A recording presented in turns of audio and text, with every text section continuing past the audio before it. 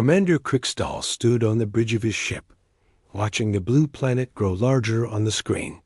His 3 ships had traveled for many days to reach this quiet corner of the galaxy. The sensors showed a world with the right mix of gases for life.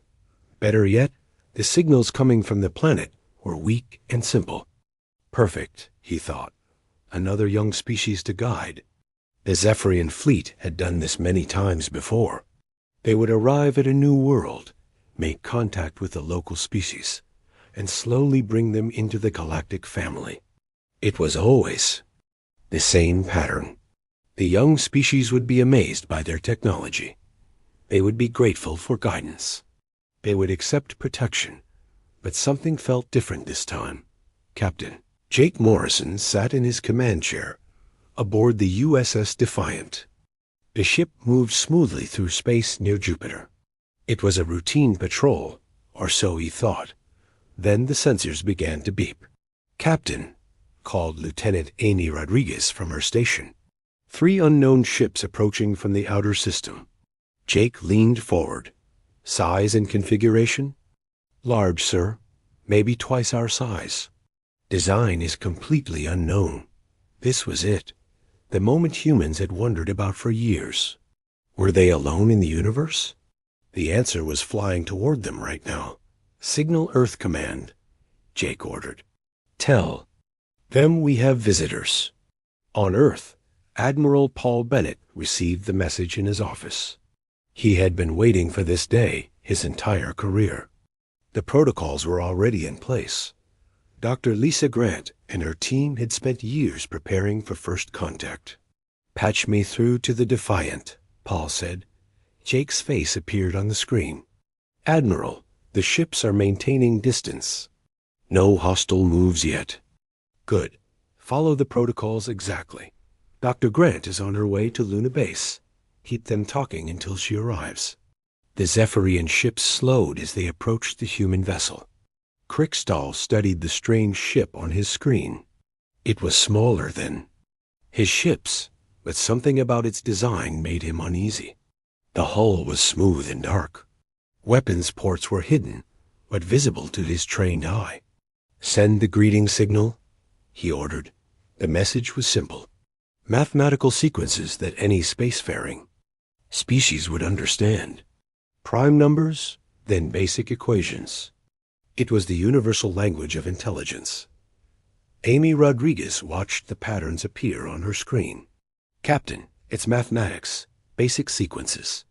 Respond with the same pattern, then add the next logical sequence," Jake said. The response came. Quickly, both sides continued the mathematical conversation, each adding more complex problems. Krikstal was impressed. The humans were learning fast. "Open a channel," he commanded. The first words between humans and aliens were simple. "Greetings. We are the Zephyrian people. We come in peace." Jake took a deep breath. History was being made. "Welcome to our system. We are humans from Earth. We also come in peace." The conversation continued for hours. Both sides were careful and polite. The Zephyrians asked basic questions about human technology and society. The humans asked about the galaxy and other species, but Krikstal noticed things that worried him. The human ship's power readings were higher than expected. Their communication system was more advanced than it should be.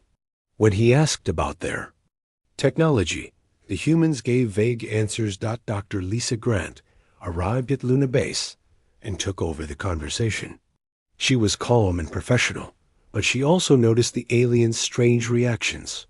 They seemed surprised by human capabilities. "We would like to invite you to visit our world," she said. "We can learn much from each other."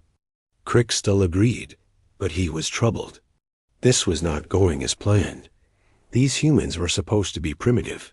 They should be amazed by his ships and technology. Instead, they acted like equals. He sent a coded message to the Galactic Council. "Species more advanced than expected. Recommend caution." The response came quickly. "Continue as planned." All young species seem advanced at first, but Krikstal knew better. He had made contact with dozens of species. This felt different. Ambassador Helen Carter welcomed the alien delegation to Earth. She was dressed in her finest uniform, and she smiled warmly. But she also noticed how the aliens studied everything around them. They were not here just to say, "Hello, we are honored by your visit," she said. "Humanity has always wondered if we were alone." Crickstal bowed slightly. "We are here to welcome you to the galactic community. There is much we can teach you." The word teach made Helen pause. It sounded less like an offer and more like a statement of superiority. The first day of meetings went well on the surface. The aliens shared basic information about the galaxy. They spoke of peace and cooperation. They offered to help humanity develop better technology. But Colonel Steve Parker, watching from the security center, noticed how the aliens reacted to human technology. They were not impressed. They were concerned. "Amy," he called to Lieutenant Rodriguez, who was still serving as translator. "What exactly are they saying about our technology?" Amy frowned as she listened to the alien conversations.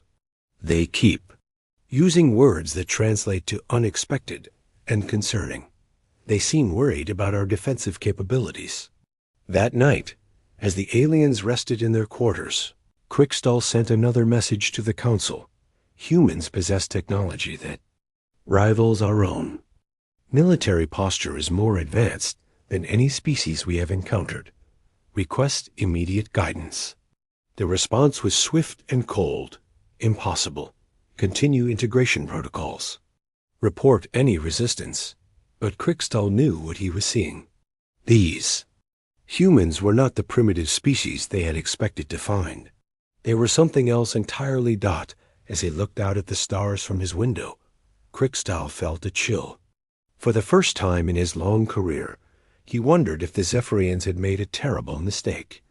Tomorrow would bring more meetings, more conversations, and more revelations. But tonight, both sides went to sleep, knowing that nothing would ever be the same. The galaxy was about to change forever. The Luna Base conference room was filled with tension. Dr. Kevin Walsh sat across from the Zephyrian delegation, trying to understand what they were really saying. The aliens spoke of the galaxy as if it belonged to them. The Eternal Confederation has maintained peace for over 10,000 years, Crickstal explained. We guide younger species into the galactic family.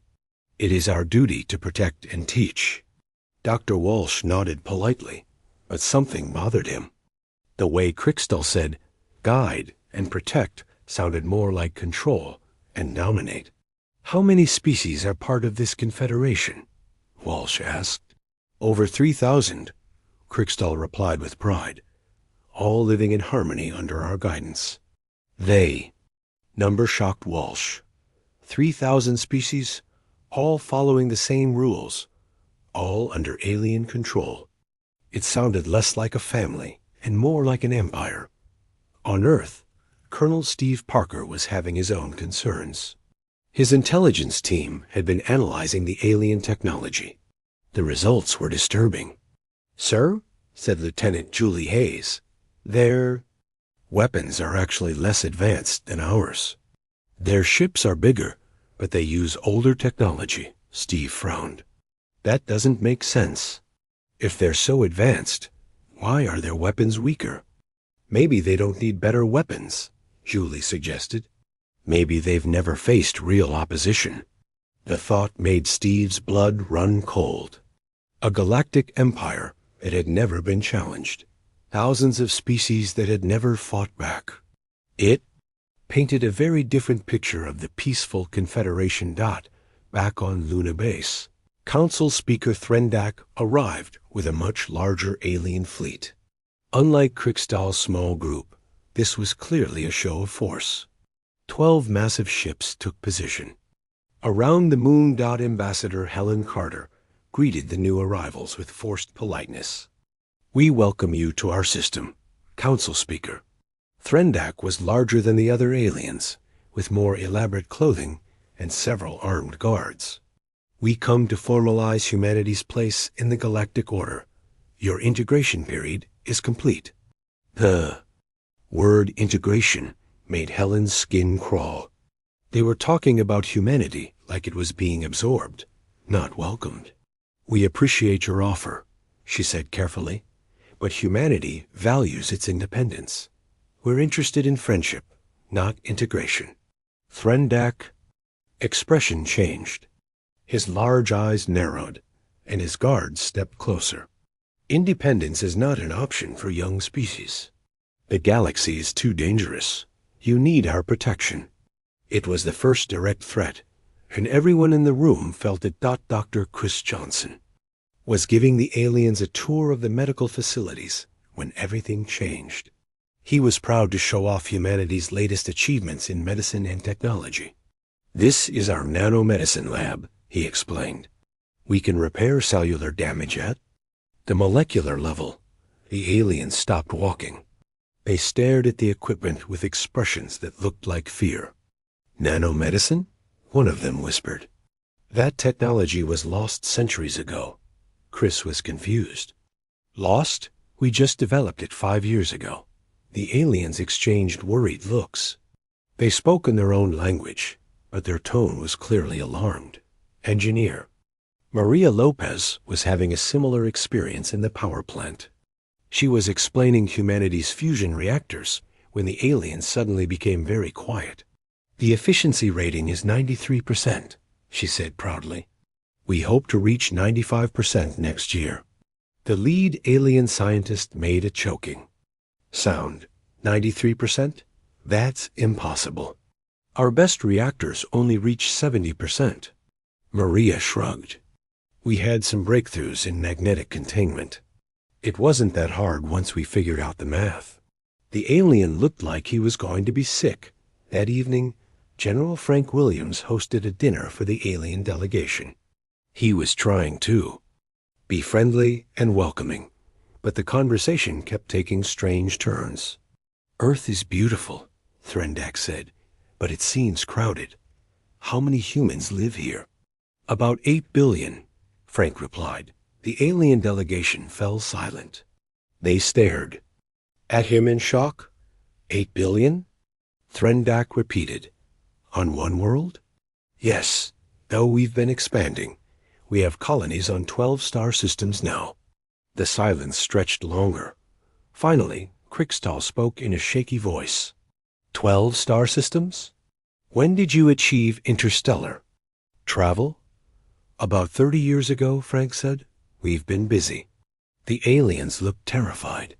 Later, Frank would learn why. Most Confederation species had populations of a few million. It took them centuries to colonize even one other world. Humanity had spread across 12 star systems in just 30 years. Captain Nancy Bell was discussing the Mars terraforming project when she noticed the aliens were no longer listening. They were staring at their communication devices with growing panic. Is something wrong? She asked. Threndak looked up with wide eyes. You're terraforming Mars? Changing an entire planet's atmosphere? Well, yes, Nancy said. It's a long process, but we're making good progress. The atmosphere is already 20% thicker than it was 50 years ago. The aliens began talking rapidly in their own language. Nancy didn't understand the words, but she could tell they were arguing about something important. Dr. Ryan Foster was the one who made the discovery that changed everything. He was an archaeologist who studied ancient human settlements. While preparing for the alien visit, he had been reviewing his research. Look at this, he told his assistant, showing her a star map. We found evidence of ancient human settlements on 17 worlds. All of them are in Confederation space. That's impossible, his assistant said. The aliens told us those worlds were uninhabited when they found them. That's what I thought too, Ryan said. But the evidence is clear. Humans were living on these worlds thousands of years ago. The implications were staggering. If humans had been in space for thousands of years, what happened to them? Where did they go? And why didn't modern humans know about it? Ryan immediately sent his findings to Earth Command. Within hours, Admiral Paul Bennett was on the phone with every major world leader. "The situation has changed," he told them. "The aliens haven't been telling us the truth. We need to reconsider everything." Back on Luna Base, the alien delegation was in crisis. Threndak was sending urgent messages to the Confederation capital. The humans were not what they seemed. "They have technology we lost centuries ago," he reported. "Their population is larger than most Confederation worlds combined. They've colonized 12 systems without our knowledge. And now we're finding evidence of ancient human settlements throughout the galaxy." The response from the Confederation was swift and terrifying. "Implement containment protocols immediately. This species must be controlled before they become a threat to galactic stability." But it was too late for containment. Humanity was already too advanced, too spread out, and too independent to be easily controlled. As the night ended, both sides knew the truth. The aliens had come expecting to find a primitive species they could dominate. Instead, they had found something that might be more powerful than they were. The friendly first contact was over. Now the real game was about to begin. High Counselor Vexthara stood in the great chamber on Nexus Prime, the capital world of the Eternal Confederation. The massive room was filled with representatives from hundreds of species, all talking at once. A topic was the same everywhere: the humans' order. Vexthara called out, her voice echoing through the chamber. "We will discuss this threat systematically."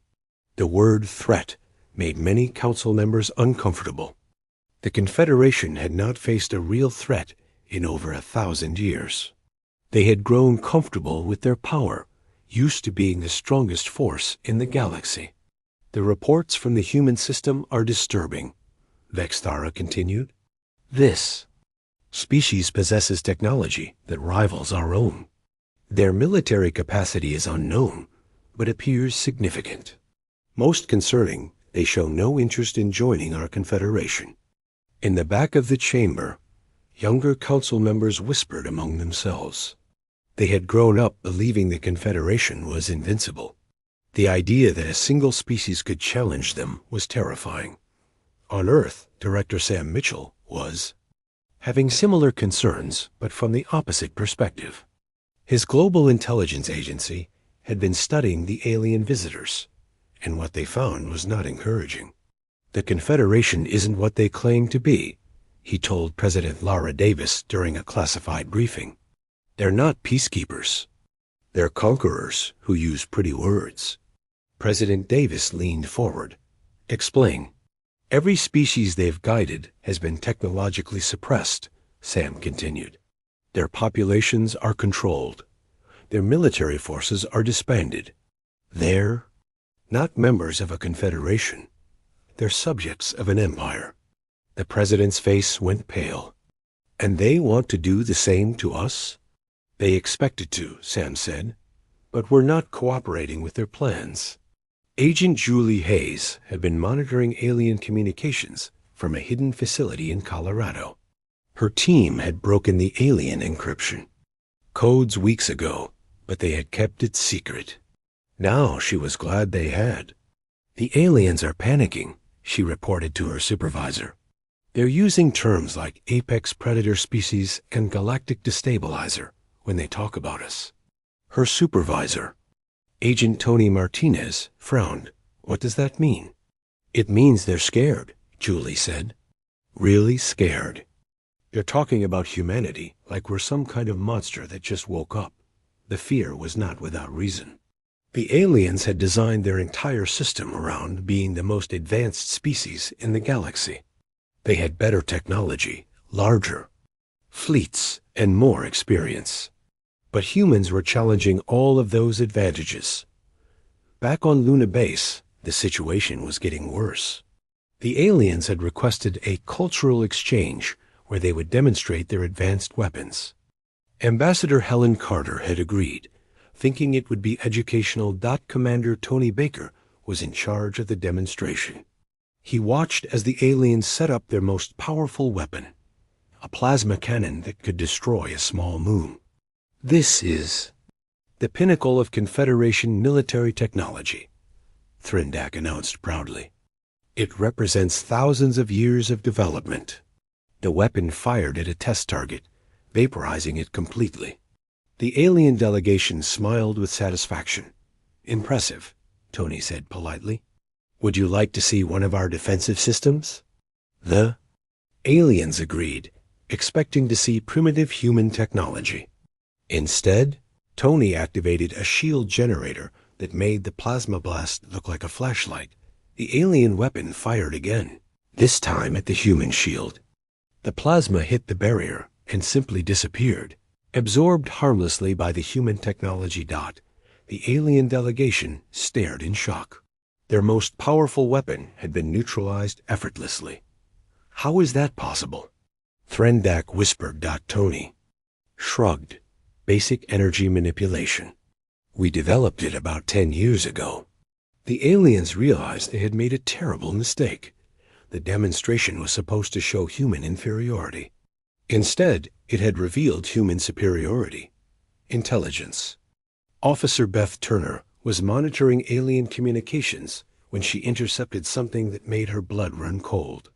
The Confederation leadership was discussing military options. "Fleet mobilization authorized," the message read. "Prepare for pacification protocols. Species designation, priority threat." Beth immediately called her supervisor. "Sir, the aliens are preparing for war. They're mobilizing their fleets under the pretense of a routine patrol. On Earth, Admiral Kate Sullivan received the intelligence report and began preparing humanity's defenses. But she had a problem. Human military doctrine was based on fighting other humans, not alien invaders. We need to assume they have capabilities we don't know about, she told her staff. Prepare for the worst-case scenario. The worst-case scenario was a galactic empire with thousands of species. Deciding that humanity was too dangerous to exist, that Dr. Alex Green was working late in his laboratory when he made a discovery that changed everything. He had been studying ancient human artifacts found on various worlds, trying to understand their origin. "This can't be right," he muttered, looking at his translation of an ancient text. "It says these artifacts are from the great human empire that ruled the galaxy 12,000 years ago." He ran the translation program again, but the result was the same. The artifacts were not from unknown aliens. They were from ancient humans. Alex called his research partner, Dr. Sarah Kim. "Sarah, you need to see this. I think humans have been in space much longer than we thought." Sarah arrived within an hour and looked at the evidence. "If this is true, then we're not newcomers to the galaxy. We're returning to it." The implications were staggering. If humans had once ruled the galaxy, what happened to them? Where did they go? And why did modern humans have no memory of their ancient empire? More importantly, if humans had been that powerful before, what were they capable of now? The answers began to emerge from archaeological sites around the solar system. Ancient human technology was buried on Luna, Mars, and several asteroids. The technology was incredibly advanced, far beyond anything humans or aliens currently possess. Dr. Peter Clark, leading the archaeological team on Luna, made the most disturbing discovery. The ancient humans didn't die out, he reported. They deliberately shut down their technology and withdrew from the galaxy. "Why would they do that?" asked his assistant. "I don't know," Peter said. But the shutdown was voluntary and controlled. They left detailed records about how to reactivate everything. The records were like an instruction manual for galactic domination. They contained technology that could reshape planets, weapons that could destroy solar systems, and defensive systems that could protect entire star clusters. As news of the discoveries spread, both humans and aliens began to understand the truth. Humanity was not a young species stumbling into the galaxy. They were the descendants of the galaxy's former masters, and they were starting to remember who they were. The Confederation had not discovered a primitive species to control. They had awakened something that had been sleeping for thousands of years. On Nexus Prime, High Counselor Vex Thara received the final intelligence report about the human discoveries. Her hands shook as she read about the ancient human empire and their advanced technology. "Send word to all Confederation fleets," she ordered. "Maximum alert status. We are no longer dealing with a young species. We are facing the return of the galaxy's former rulers." But it was too late. The ancient human systems were already beginning to activate. Across the galaxy, forgotten human worlds were coming back to life. The descendants of the great human empire were remembering their heritage. The galaxy was about to change hands once again.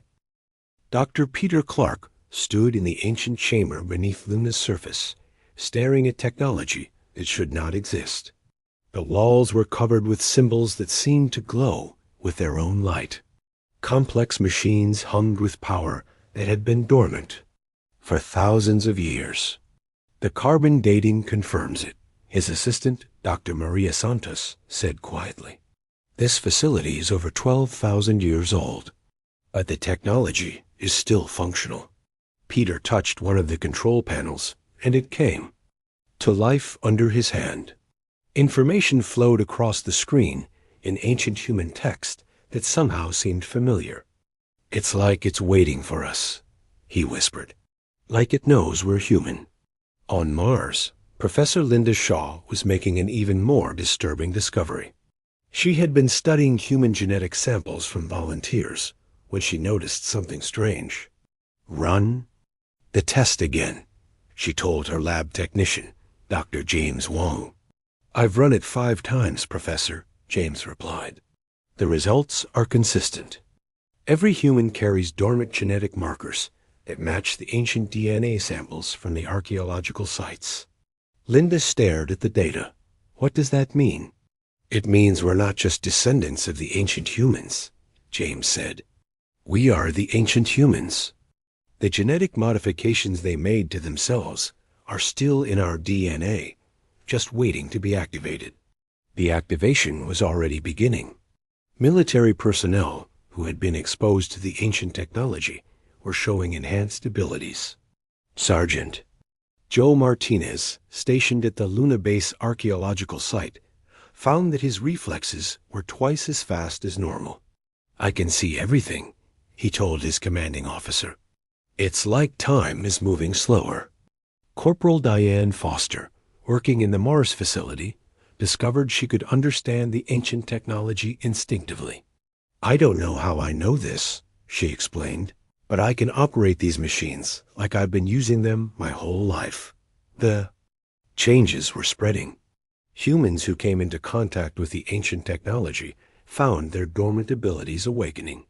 Enhanced strength, faster thinking, improved senses. They were becoming what their ancestors had been. The Confederation was watching these developments with growing terror. High Counselor Vex Thara called an emergency session of the War Council. "The humans are not evolving," she announced to the assembled military leaders. "They are remembering. Our intelligence suggests they are the same species that once ruled the galaxy."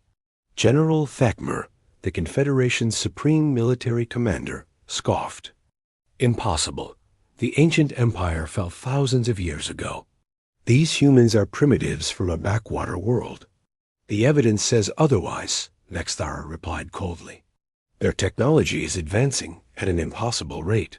Their genetic structure is changing, and ancient defense systems throughout the galaxy are responding to their presence." She was right. On forgotten worlds across the galaxy, automated systems were coming online. Planets that had been empty for millennia were suddenly protected by energy shields that the Confederation could not penetrate. Fleet Admiral Rick Thompson was coordinating Earth's defense when the first Confederation attack came. It was disguised as a peacekeeping mission But everyone knew it was an invasion.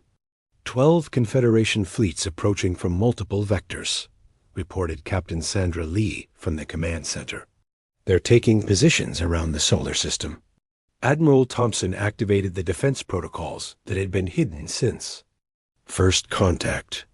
All units, implement Plan Alpha. Show them what we've really been building. The human ships that emerged from hiding were not the simple vessels the aliens had seen before. They were sleek, powerful, and equipped with technology that made the Confederation fleets look ancient. General Carroll Watson, commanding the Colonial Defense Forces, received similar reports from human settlements throughout the galaxy.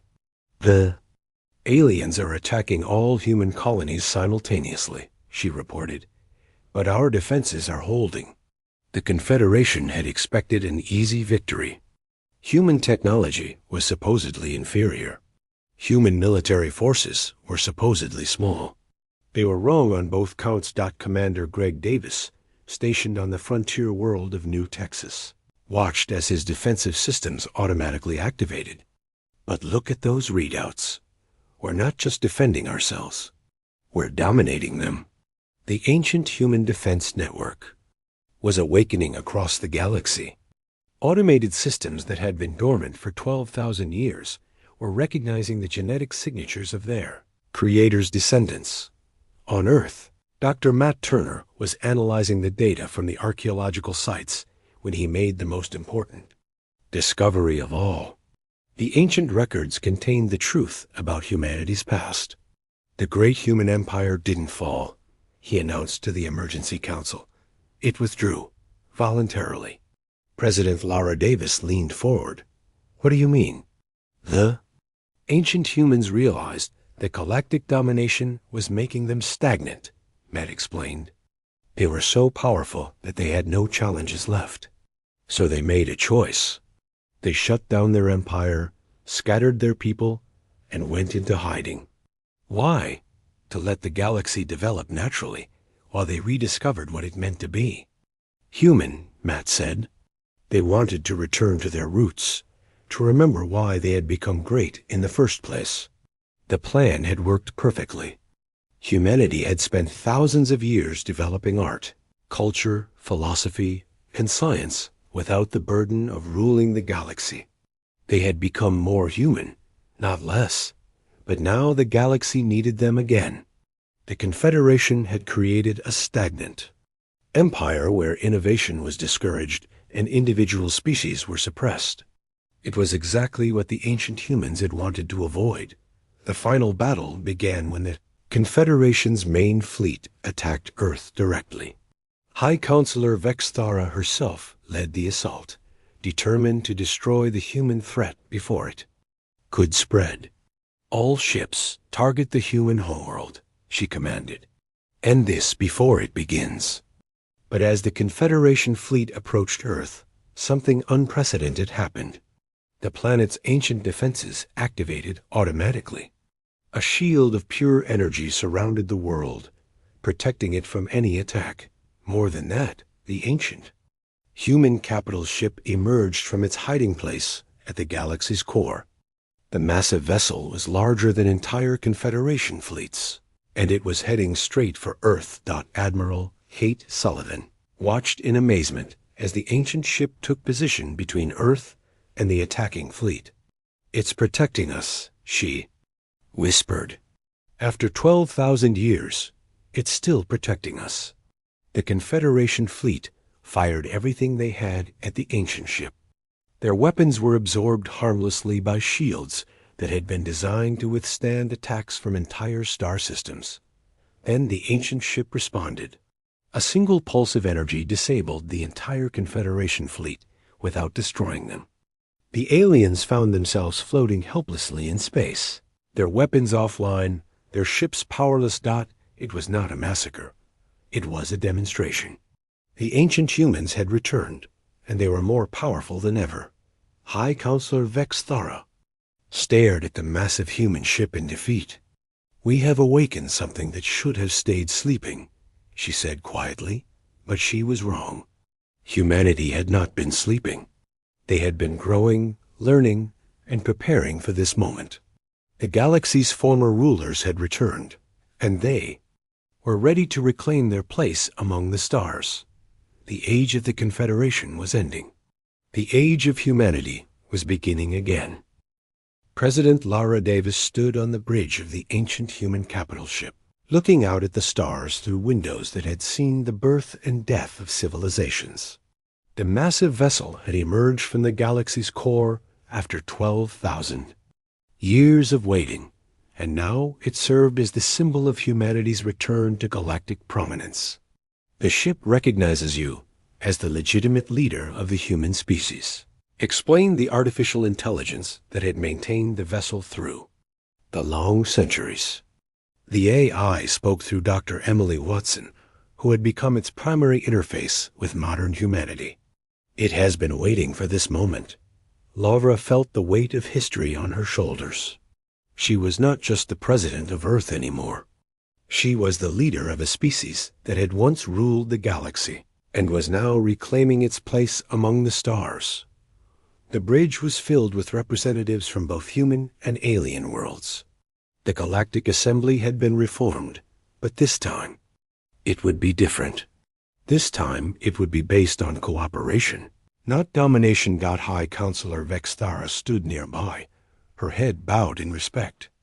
The proud alien leader who had once threatened humanity now served as an advisor in the new galactic government. "The Confederation's rule is over," she said quietly. "We accept humanity's leadership." But Lara shook her head. "No, there will be no more rulers, no more empires. A galaxy belongs to all of us." Secretary of State Dan Roberts was negotiating the new galactic charter with representatives from hundreds of species. The document would establish the principles of the new order: equality, cooperation, and mutual respect. "Every species will have a voice," he explained to the assembled delegates. "Every world will have the right to self-determination. There will be no more guidance from above." The alien delegates listened with expressions of wonder and fear. They had lived under the Confederation's rule for so long that they had forgotten what freedom felt like. Captain Tim Johnson commanded the first mixed human-alien crew aboard the redesigned Starship Enterprise. The integration was challenging, but it was working. Humans and aliens were learning to work together as equals.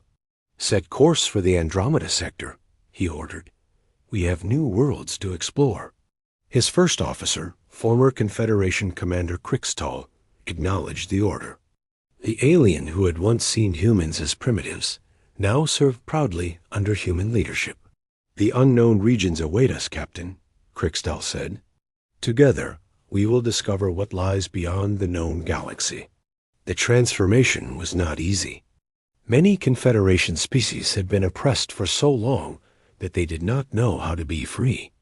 Human advisors worked with local leaders to help them build new governments and societies. Dr. Kevin Walsh established the first interspecies university on the world of Nexus Prime.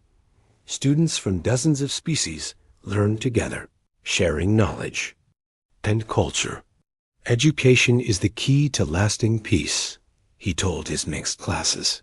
"When we understand each other, we cannot fear each other." The ancient human AI, speaking through Dr. Emily Watson, revealed the true history of the galaxy. The great human empire had not been cruel or oppressive. It had been a golden age of exploration and discovery. "But power corrupts," the AI explained. "Our ancestors realized they were becoming what they had fought against. They chose to withdraw rather than become tyrants. The withdrawal had been planned and executed over several centuries. The ancient humans had scattered their people across the galaxy, erasing their own history and technology. They had wanted their descendants to rediscover greatness through struggle and growth. They succeeded," the AI concluded. "Modern humanity is stronger and wiser than the ancient empire ever was." The proof was in how humans handled their return to power. Instead of seeking revenge against the Confederation, they offered partnership. Instead of imposing their will, They encouraged diversity. Ambassador John Carter worked with former enemy commander Kriegstall to establish the first joint human-alien colony. The world of New Harmony was a testament to what cooperation could achieve. This planet was uninhabitable 5 years ago, John explained to visiting dignitaries. Now it supports 3 million inhabitants from 12 different species. The terraforming technology that made New Harmony possible was a fusion of human innovation and alien knowledge. Neither species could have achieved it alone. Children born on New Harmony grew up speaking multiple languages and understanding multiple cultures. They were the first generation of true galactic citizens. The military transformation was equally dramatic. The Confederation's massive fleets were disbanded, replaced by smaller, mixed-species exploration and defense forces. Admiral Kate Sullivan commanded the new Galactic Defense Force, which included ships and crews from every member species. Their mission was not conquest, but protection. "We will defend the weak and explore the unknown," she announced at the force's inaugural ceremony. "We will be guardians, not conquerors." The economic changes were revolutionary. The Confederation had controlled trade and technology, keeping member species dependent. The new system encouraged innovation and competition. Dr. Lisa Grant established the Galactic Research Institute, where scientists from all species worked together on breakthrough projects. The Institute's first success was a new form of faster-than-light travel that made exploring distant galaxies possible. "Science knows no species boundaries," she told her diverse research teams. "Knowledge belongs to everyone." The Cultural Renaissance was perhaps the most important change. For thousands of years, the Confederation had suppressed individual cultures in favor of uniformity. Now, each species was free to express its unique heritage. Art galleries on every world displayed works from dozens of different species. Music that blended human melodies with alien harmonies filled concert halls. Literature that explored universal themes through different perspectives became popular across the galaxy. Engineer Maria Lopez led the project to restore damaged worlds that had suffered under Confederation rule. Her teams used advanced human technology, combined with alien knowledge, to heal planets that had been strip-mined or polluted. "Every world deserves a chance to flourish," she said as she watched forests grow on a planet that had been barren for centuries. "We're not just rebuilding. We're making things better than they ever were." The ancient human facilities throughout the galaxy were converted into schools and research centers. The technology that had once been used for war was now dedicated to peaceful purposes. Dr. Peter Clark, who had discovered the first ancient facility on Luna, became the director of the Archaeological Preservation Society. His mission was to protect and study the remnants of the old empire while ensuring they were used wisely. "The past teaches us," he explained to his students, "but it should not control us. We must learn from our ancestors' mistakes and build a better future." The transformation extended to the smallest details of daily life. Trade routes that had once carried tribute to the Confederation capital now connected free worlds in a network of mutual benefit. Children who had grown up under Confederation rule learned new concepts like democracy, individual rights, and personal freedom. For many species, these ideas were revolutionary. General Frank Williams established the Galactic Peacekeeping Academy, where representatives from all species learned conflict resolution and diplomacy. The Academy's motto was simple: strength through understanding. "War should always be the last option," he taught his diverse classes. "A wise leader finds ways to solve problems without violence." The religious and philosophical changes were equally profound. The Confederation had promoted a single official belief system. The new galactic order celebrated spiritual diversity. Ambassador Helen Carter organized the first Galactic Interfaith Council, bringing together religious leaders from hundreds of species. Their discussions led to new understandings about the nature of consciousness, and the meaning of existence. Every species seeks the same fundamental truths, she observed. We just express them in different ways. The economic prosperity that followed the changes surprised everyone. When species were free to innovate and compete, the entire galaxy benefited. New technologies, new art forms, and new ways of thinking emerged constantly. Captain Nancy Bell commanded one of the new exploration vessels that pushed into uncharted regions of space. Her mixed crew discovered dozens of new worlds and several new species. A galaxy is much larger and more diverse than we ever imagined, she reported. Every day brings new wonders. The new species they encountered were treated as equals from the moment of first contact. There were no integration protocols or guidance periods. They were simply welcomed into the galactic community as partners. Dr. Chris Johnson's medical research benefited from this diversity. Each species contributed unique knowledge about biology, healing, and life itself.